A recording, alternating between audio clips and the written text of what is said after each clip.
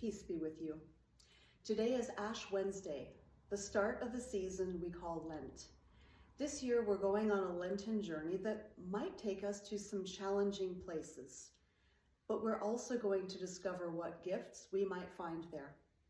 Listen to our story for today about someone who tried to follow Jesus into a very challenging place. Matthew tells this story in the 14th chapter of his gospel, starting with verse 22. I'll be reading from the translation called The Message. Know that at this point, Jesus has just finished feeding a crowd of 5,000 people.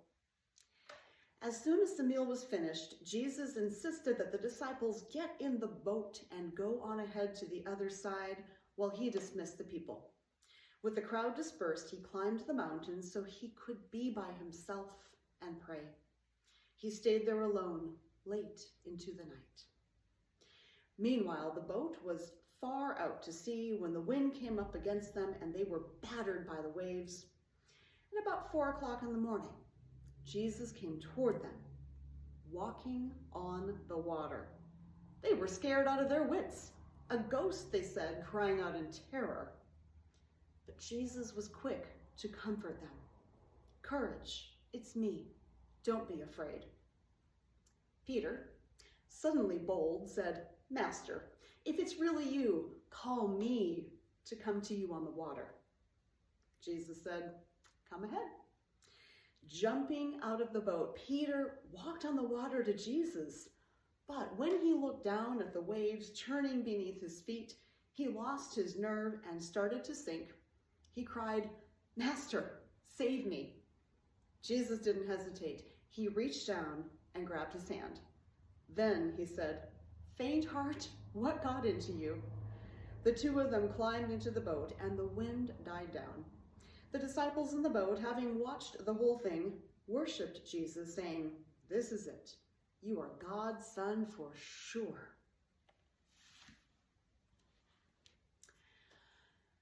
I felt like Peter about 10 years ago, only I was not sinking in a stormy sea. It felt more like being lost in the woods because I was. The woods were here where I now live in the Fall River Valley, where we had just moved. Now there are trees everywhere, which I loved. I love trees and I love the woods. Being in the woods is my favorite thing ever, as long as I know where I am and where I'm going. And that was the problem. It was a new woods and I didn't always know where I was going. I would find a trail I thought I knew and then it would disappear on me and I would realize I had no idea where I was. Being in the woods without knowing this, where I was and how or when I would get out, I did not care much for it. But it wasn't just the woods itself, it was also my life. You see, I moved here without knowing what I was supposed to be doing here.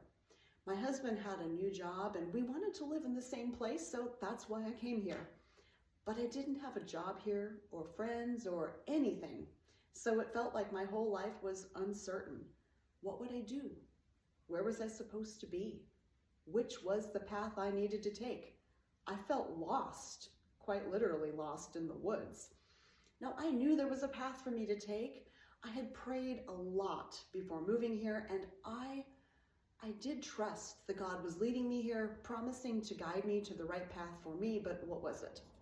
I walked a lot in those dark woods, and I prayed a lot, and I listened a lot. I listened to God, and I also paid attention to what was around me, trying to learn all about these new woods. What was here, what wasn't here, where did the paths lead, where did they maybe need to lead? And sometimes the answers came to me through other people. For instance, I was asked to start a choir and present a Christmas cantata performance. Whoa, I'd never done that before. Talk about a new and very scary path, but you know how you make a path, right? One step at a time. And I did feel God guiding me. At first, I think 3 people showed up. Wasn't much of a choir. But then more people started to come and more until finally there were more than 20 of us singing together. It was a path, a real one. And then, a little bit after Christmas, the pastor of this church asked me if I would like to train to become a pastor. And I had been thinking about this for some years, but I didn't know the path to take. And this guy told me there is a path you can take, and I can help you sign up for your very first class starting in a few weeks. Well, I was terrified, but it felt like a path God was really leading me to take. So I stepped into that dark woods. And just a few days later, we got the news. Our pastor was going to be moved to a church closer to his family. And you can guess what that meant for me. I still felt like I was really deep in the woods, so much to learn, so much to do, and I didn't know the way. But I did know that God would show me the way, and God has. It's been 10 years. I'm still in the woods, quite literally, in this valley, but I don't feel lost at all. I feel instead like the woods have given me a very important gift. I know how to trust God to find my way, no matter how dark the woods or how faint the path. I guess I know how Peter might have felt stepping out of the comfortable boat and into the stormy sea, and realizing that even if he didn't actually know how to walk on that water, he had something maybe more important. He had Jesus calling him forward, saying, "Do not be afraid. It's me calling you out here to find the depths of your very soul. And if you begin to fall, I will reach out a hand." May God bless you and guide you this season on your journey.